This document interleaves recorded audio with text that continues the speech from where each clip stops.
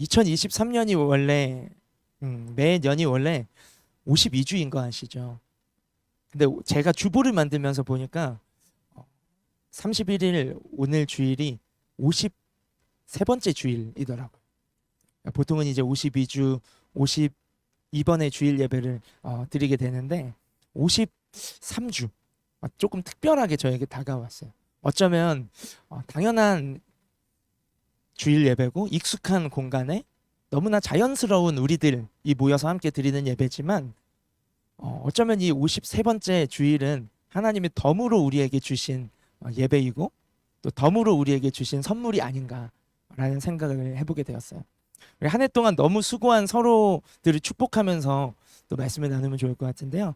먼저 늘 저 뒤에서 외딴 섬과 같은 저 작은 공간에서 우리의 예배를 위해 헌신하고 수고해 주시는 미디어 팀이 있습니다. 우리 감사와 격려의 박수 한번 하도록 하겠습니다. 네. 참 우리 미디어 팀이 자랑할 게 많아요. 대단한 게 뭐냐면 예배를 드려요. 뒤에서 설교를 노트하는 건지 모르겠지만 우리 미나도 매주 뭔가 끄적끄적거리고 우리 준혜도 막 잠으로 싸우려고 이 눈꺼풀을 얼마나 치켜 올리면서 애를 쓰고 참 그러는지 모르겠습니다. 참 예배하면서 봉사한다. 이게 동시에 이루어지는 게 참 쉽지 않은데요. 미디어 팀만의 고충이에요. 다시 한번 우리 격려의 박수를 하도록 하겠습니다. 우리 마침 이렇게 임원들이 아주 곳곳에 떨어져 앉아 있는데요. 우리 새로운 임원도 있고 우리 지난 한 해 섬겨주신 회장님도 이곳에 있네요. 우리 가장 보이지 않는 곳에서 또 가장 많이 헌신한 우리 임원들에게 또 감사의 박수 한번 하도록 하겠습니다. 예배의 문을 여는 찬양팀. 오늘따라 참 이 목소리며 이 피아노의 선율이며 제가 계속 드럼에 또 눈이 가더라고요. 저 구석으로. 아주 또 민호는 원래 그렇게 또 기타를 치면서 목소리를 내고 찬양을 불렀어요. 오늘 모든 게 막 색다르게 보였어요. 하나님의 은혜를 부르는데 마이크 대주면 또 작품 나올 것 같더라고요. 치면서 얼마나 또 부르는지 너무너무 우리 예배하는 찬양팀 우리 한번 박수로 축복하도록 하겠습니다. 보이지 않는 곳곳에서 섬겨주신 모든 우리 새 친구 팀, 또 중보기도 팀, 또 새 친구도 앉아 있고요. 초대되어 온 게스트도 있습니다. 서로 다시 한번 축복하도록 하겠습니다. 우리 지난 한 해를 좀 돌아봤으면 좋겠는데요. 내가 세운 계획이 있었을 거고요. 1년 전에 뭐 이렇게 다이어리를 쓰는 분은 또 펼쳐보면 되게 더 와닿는 이야기가 될 텐데요. 내가 세운 계획들이 있었을 거고 또 내 뜻이 있었을 거예요. 이거 이루었으면 좋겠어. 내 기대들이 있었을 겁니다. 그런데 내 계획, 내 뜻, 내 기대 이것을 기준으로 본다면 어쩌면요 1년이 지난 이 시점에서 우리가 돌아볼 때에 많은 계획들이 뒤틀렸다라는 것을 발견하게 될 거예요. 또 내 뜻대로 되지 않은 부분들을 마주하게 될 겁니다. 그리고 내 기대대로 이루어지지 않은 지금 내가 처한 현실들을 또 보게 될지도 모르겠어요. 그러나 그 모든 일들을요 우리가 다시 한번 하나님 안에서 돌아보면 신기한 일이 발생하죠. 하나님의 은혜였구나 라고 고백하게 된다라는 것이에요. 이것은 참 기적인 것 같아요. 오늘 본문에도 마찬가지로 이 사도 바울이 지난날 자신의 실수 그리고 또 자신의 수고 그 모든 것들을 돌아보면서 하나님의 은혜였다라고 고백하고 있는 내용이 바로 오늘 본문입니다. 오늘 본문을 통해서 우리가 지난 날을 좀 한번 돌아보기를 원하는데요. 우리의 삶의 면면들을 한번 돌아보면서 과연 무엇을 우리가 하나님의 은혜였다라고 고백할 수 있을까? 내 삶에 새겨진 하나님의 은혜를 우리가 좀 발견하고 새삼스럽게 그것에 감격하고 또 하나님께 감사하는 그런 마지막 주일 예배가 되었으면 좋겠습니다. 우리 9절 말씀을 다시 한번 읽기를 원합니다. 나는 사도 중에 가장 작은 자라. 시작. 나는 사도 중에 가장 작은 자라. 나는 하나님의 교회를 박해하였으므로 사도라 칭함받기를 감당하지 못할 자. 계속 띄워주세요. 우리가 하나님의 은혜를 돌아볼 때 있잖아요. 먼저 잘된 일을 돌아보기가 쉬운데 저는 오늘 이 구절과 함께 좀 새로운 시각으로 주신 은혜를 돌아보길 원해요. 우리의 실수를 한번 돌아봤으면 좋겠어요. 단지 실수뿐만 아니라 우리의 상처와 우리의 아픔들을 한번 먼저 지난 한 해 돌아보기를 원한다라는 것이죠. 사실 좀 그렇게 유쾌한 일은 아니잖아요. 우리의 실수나 우리 아픔이나 또 내가 원치 않았던 어떤 상처들을 우리가 되돌아본다라는 것은요, 유쾌한 일이 결코 아니에요. 차라리 그런 것들은 좀 덮어두고 좋은 일, 해피한 일들 되돌아볼 수 있다면 얼마나 좋을까요? 하지만 실수를 돌아보는 것은 중요한 일이에요. 실수를 반복하지 않기 위해서이기도 하지만요, 더 중요한 이유가 있답니다. 우리의 존재에 대해서 한번 생각해 볼 필요가 있는데요. 실수를 돌아보는 것이 하나님의 은혜를 발견하는 데 있어서 굉장히 유의미한 일이라는 것을 설명하기 위해서 우리의 정체성을 한번 생각해 볼 필요가 있어요. 내 인생의 주인이 누구이신가 하는 부분입니다. 우리의 호칭은 뭐 늘 강조하는 것이지만 크리스천, 그리스도의 사람이죠. 예수 그리스도에게 속한 사람이다라는 것입니다. 이 크리스천이라는 것은요, 우리 인생의 주인이 이제 내가 아니라 누구로 바뀌셨는지를 고백하는 신앙 고백의 호칭이기도 해요. 크리스천이라는 것은 예수 그리스도가 내 인생의 주인이십니다 라는 신앙 고백이 담겨져 있는 아이덴티티이고 우리의 네임이라는 것이죠. 그 부분만 우리가 돌아보더라도요, 우리의 실수를 돌아보는 것은 굉장한 보화를 캐내는 것처럼 놀라운 은혜를 발견할 수 있는 통로가 된다라는 것입니다. 왜냐면요, 단순한 이야기예요. 예수님이 주인으로 책임지시는 인생이라면 예수님이 그 실수 속에서도 가만히 계시지 않으셨을 거라는 거예요. 우리의 상처와 아픔 속에서도 우리의 삶의 주인이신 예수님은 무언가 하셨을 것이다 라는 것이죠. 왜냐하면 우리의 인생을 책임지시는 분은 이제 예수 그리스도이시기 때문입니다. 그래서 내 실수와 아픔과 내가 무너졌던 자리들을 돌아보면요, 어김없이 그 자리에 주님의 위로가 있었음을 발견하게 될 것이고, 주님의 사랑을 나에게 대신하여 전해준 누군가들이 있었음을 발견하게 될 것이고, 나를 일으키시고 털어주시고 자유케 하시고 회복시키시고 지금 이 자리까지 나아오게 하신 주님의 손길과 주님의 흔적들이 있다라는 사실을 발견하게 될 거예요. 그래서 바울은 하나님의 은혜를 고백하기에 앞서서 부끄러운 자신의 지난 날들을 돌아보고 있는 것이. 그는 자기 자신을요, 사도 중에 가장 작은 자라고 표현하고 있습니다. 심지어는 사도라 불릴 자격도 없는 나야라고 스스로를 고백하고 있어요. 사도는 파견받은 사람이라는 의미죠. 우리가 대사라는 말로 잘 알고 있습니다. 대한민국의 국가의 부름을 받고 타국으로 파견받은 자가 저 다운타운에 가면 대사관에 있는 대사들이죠. 그러나 하나님의 나라 예수 그리스도께서 왕으로 다스리시는 주님의 나라로부터 부름을 받고 세상으로 파견을 받은 사람들을 사도라고 불러요. 바로 하나님 나라의 대사인 것이죠.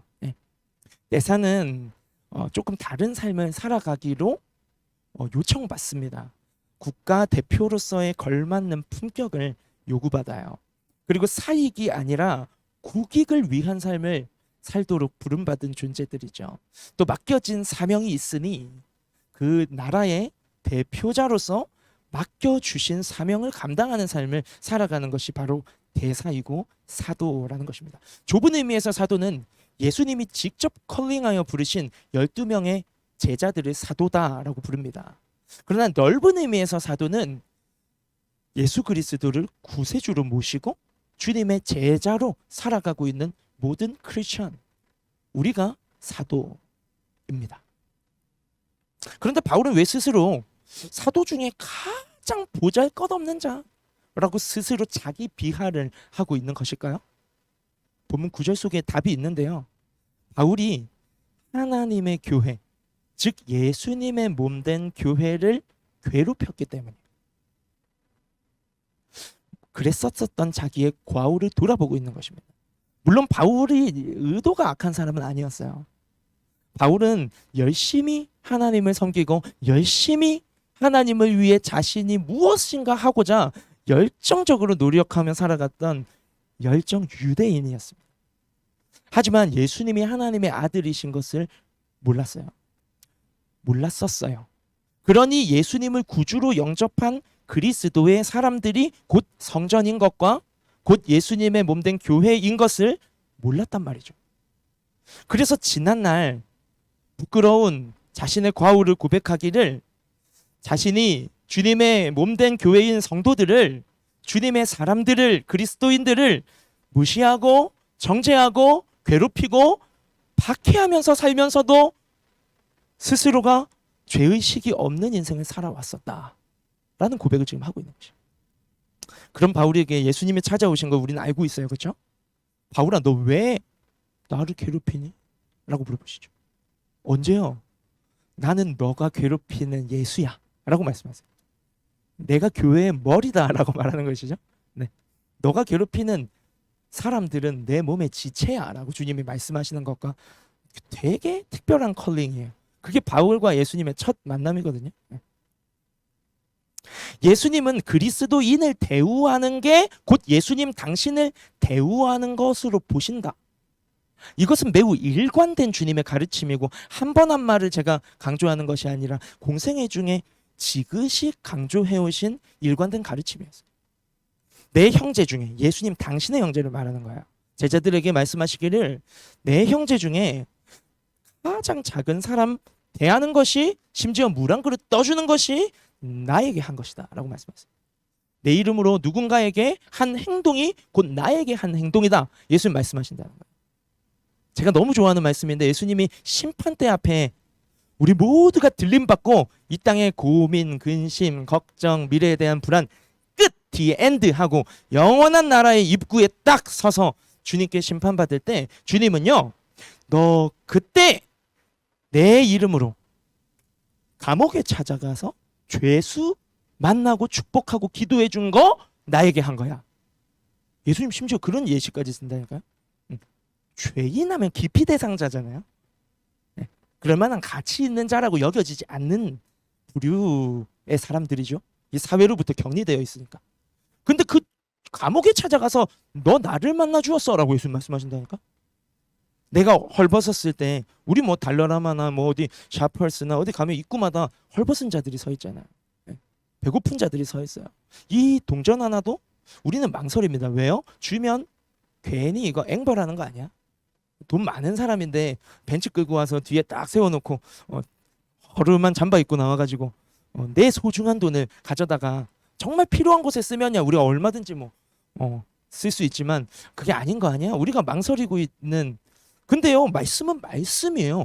그 사람한테 내가 주의 이름으로 주님 대하듯이 동전 하나, 지폐 하나 꺼내준 거, 주님 뭐라고 말씀하시냐고요? 그 사람이 사기꾼이든 아닌든 상관없이 예수님은 심판대 앞에서 우리에게 뭐라고 말씀하시냐? 너 그때 내 이름으로 그 노숙자에게 지폐 준 거, 그래, 알았냐? 그 노숙자는 사실은 부자였어. 너보다 더 잘 살았어. 하지만 너가 한 그 행동은 나에게 한 거야 라고 받으신다는 거예요. 예수님은 공생애 중에 굉장히 일관되게 당신이 심판하시는 그날 심판하실 내용까지도 너가 나를 믿는 사람들을 어떻게 대하는가가 곧 나를 대하는 거다라고 가르치셨다라는 거예요. 가르쳐 주셨어요.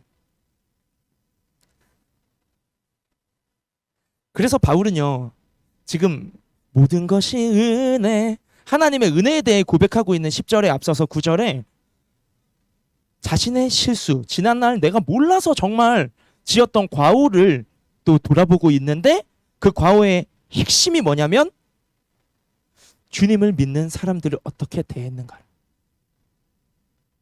이것은 주님의 신학으로 다시 생각해보면 주님을 어떻게 대했는가. 지난 2023년 한 해 동안 나는 예수님을 어떻게 대했는가.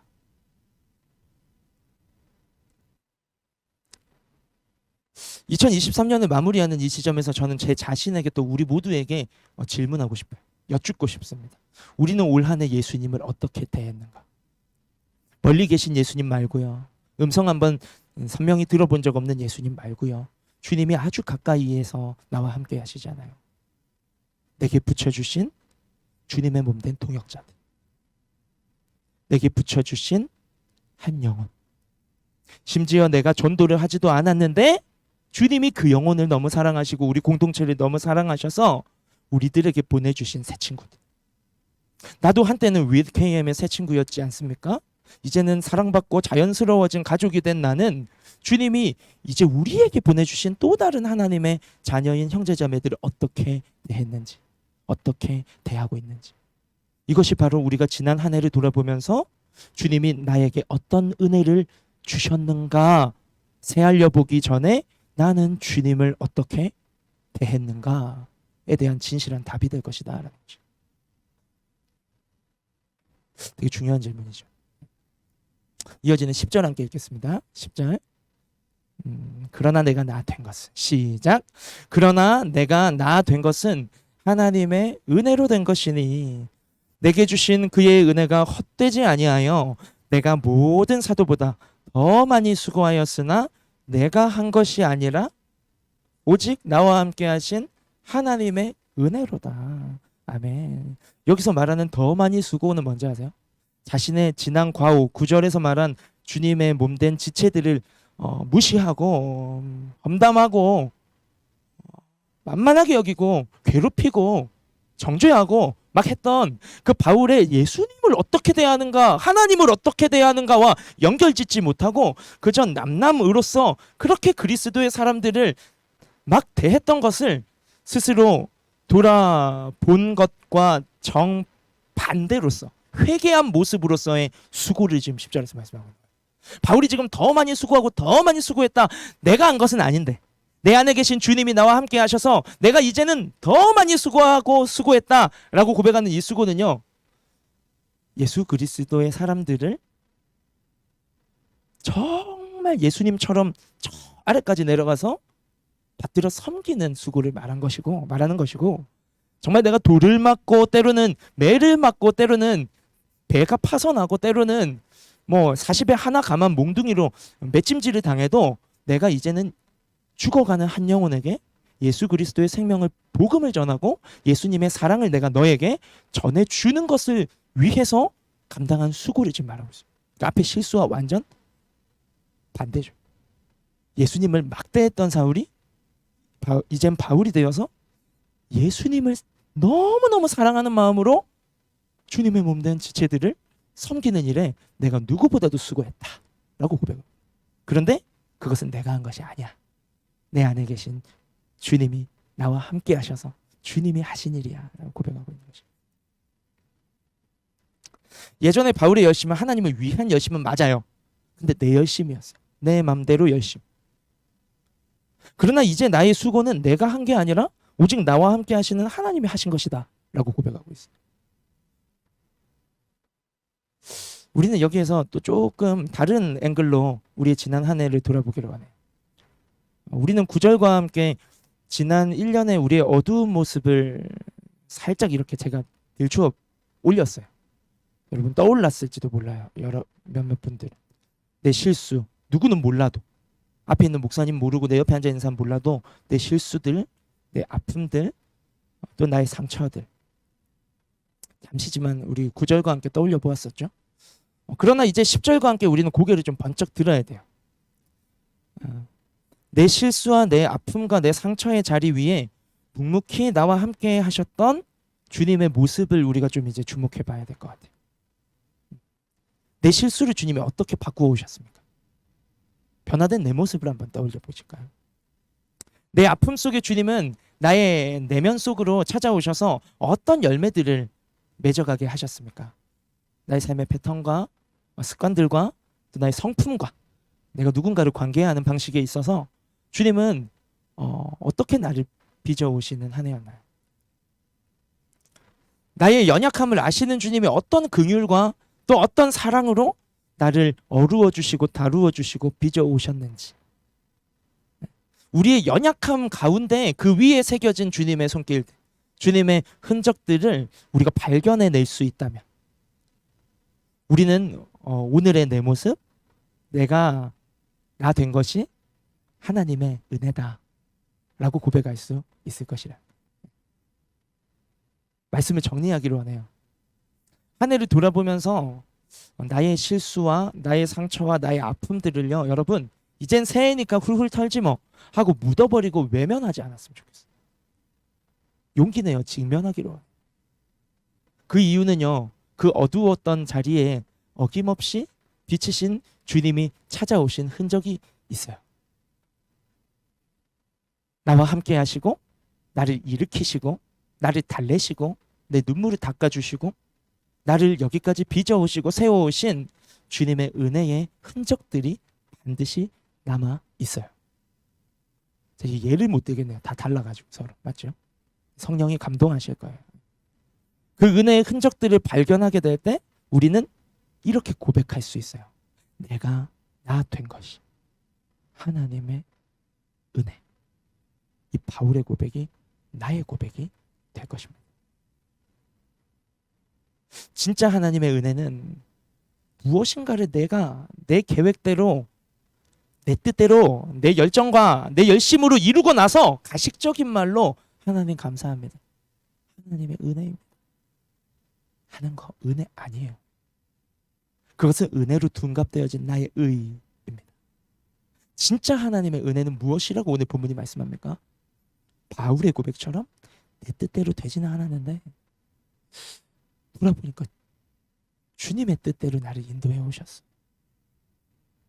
내 계획은 실패로 돌아갔는데 그보다 더 완전한 하나님의 계획이 나의 삶에 이루어져 가고 있는 클루, 그 단서들이 이제 보이기 시작해. 내가 그때는 너무 아팠지만 그 아픔 속에서 나는 나와 함께 하시고 나보다 더 아파하시는 주님의 마음을 만날 수 있었어. 이제 내 힘은 빠졌고 무언가 뭘 도전하기에 무기력해졌지만 이제는 내 힘이 빠진 그 자리에 주님이 일하시고 주님이 역사하시는 손길들을 내가 이전보다 더 많이 느끼고 고백할 수 있게 되었어. 사랑하는 위드 KM 여러분, 지난 한 해 동안 때때로 내 계획과 내 뜻과 내 기대가 뒤틀렸을지라도 그래서 아니 그 덕분에요 내 안에 계신 주님이 날 위로하심을 경험할 수 있었고 내 힘이 빠진 그 자리에 주님의 힘과 능력이 나를 이끌어 가시는 것을 경험하기 시작하셨다면 우리는 그것을 실패라고 정의하지 마십시다. 은혜라고 부르기를 원합니다. 더욱 바라기는 2024년 새해에는요 아예 시작부터 끝까지 주님의 계획이 뭡니까? 말씀을 열고 주님의 계획을 우리가 구하면서 드로잉 해보고 주님의 뜻을 순간순간 묻고 또 묻기만 하고 맴대로 가는 것이 아니라 물었으면 좀 기다리고 듣고 분별하고 나의 열심보다 2024년에는 주님의 열심이 이끌어 가시는 내 삶을 더 풍성하게 경험해서요 나의 나 된 것이 하나님의 은혜다. 우리 본문의 말씀이 우리의 진실한 삶의 고백이 되고 믿음의 고백이 되기를 예수님의 이름으로 축복합니다.